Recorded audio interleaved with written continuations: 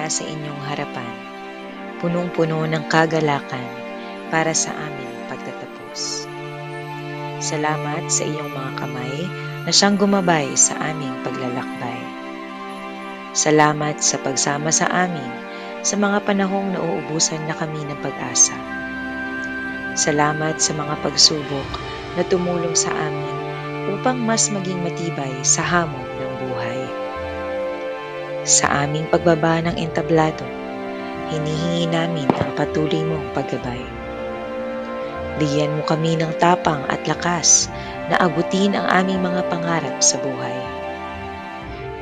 Magamit nawa namin ang lahat ng mga naituro sa amin sa paaralan upang harapin ang bukas na darating. Tulungan niyo po kaming maging matulungin sa aming kapwa, mahalin ang pagkatuto at gamitin ang mga ito sa tama. Panghabang buhay kaming nagpapasalamat sa mga guro na humubog sa amin.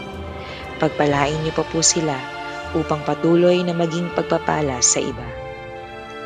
Ang pagtatapos na ito ay isa ring simula.